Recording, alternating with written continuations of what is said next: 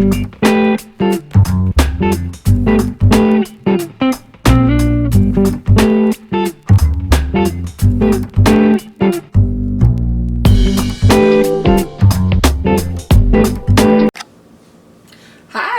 and welcome to Erika's Best, where I will bring you the best of the best and more. Today, we're going to be doing, the next series of videos are going to be all about cake decorating, cookie decorating, cupcake decorating, all things decorating. And today, I'm going to be showing you how to make your own homemade fondant. This is called salted caramel fondant. So in the bowl I have melted marshmallows and a quarter of a cup of brown sugar with 2 to 3 tablespoons of water.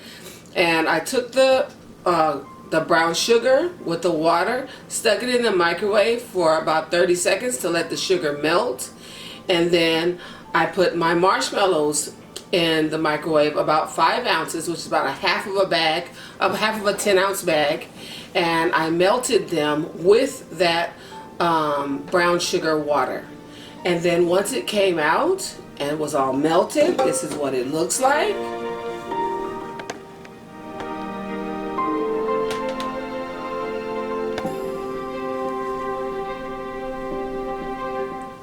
It has a light caramel color, and it smells like caramel. And so now I have it in my mixer bowl.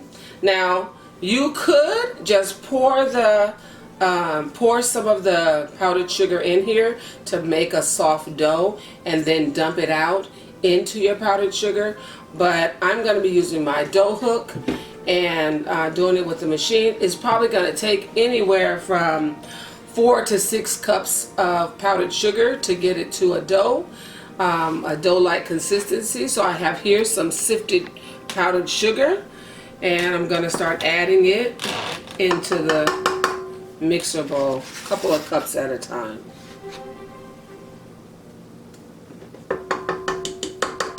So I'm having to sift a little bit more sugar because it's still, I haven't gotten to the 6 cups yet.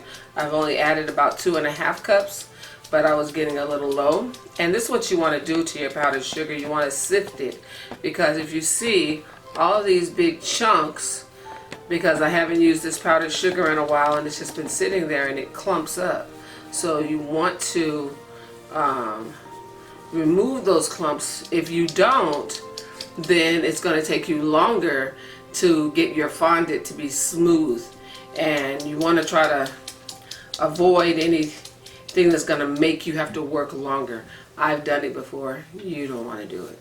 So make sure you sift your powdered sugar very well and get all those lumps and stuff out of it before you start mixing it in to your fondant, because it takes a long time to work all those lumps out.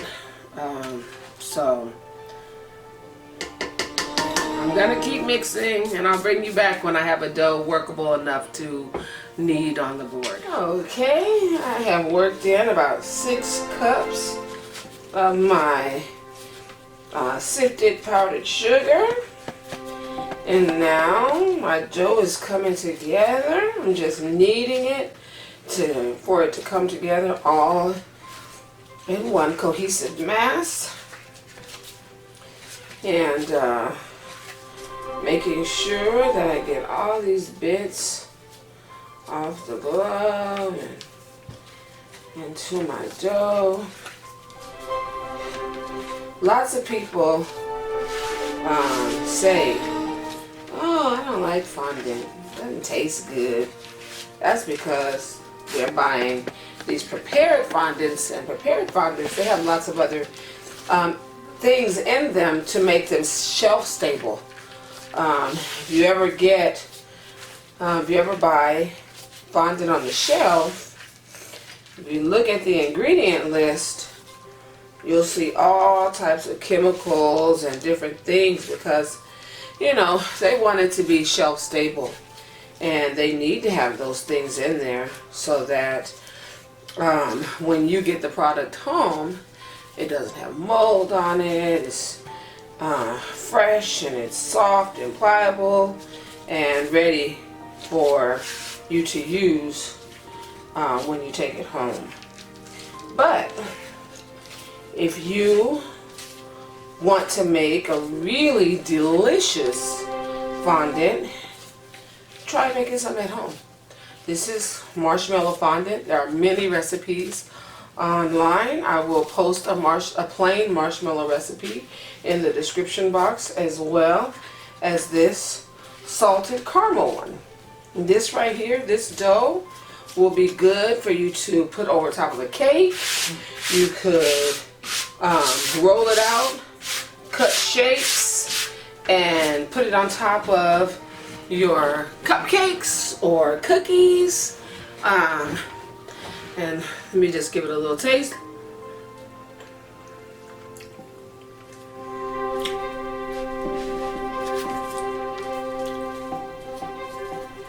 It definitely has a nice salted caramel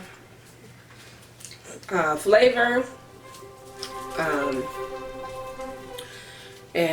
Depending on how much salt you put in, like I said, I put a teaspoon of salt in, and that was perfect for this amount. If you do more than this amount, if you're covering a bigger cake, or if you have a lot of cookies or cupcakes to do, then you'll want to add a little bit more salt.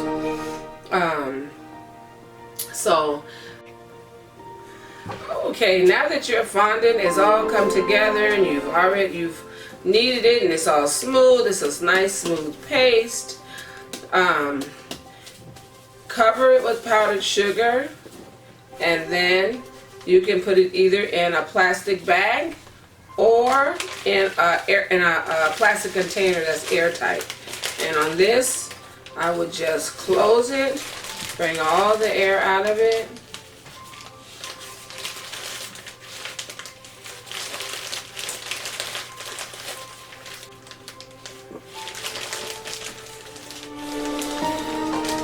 So, and then you can store that. That will be good, just like this, in this bag for up to 2 to 3 weeks, and you'll be able to use it. You may, after 3 weeks, you may have to stick it in the microwave for maybe 20 seconds at a time to kind of soften it up a little bit.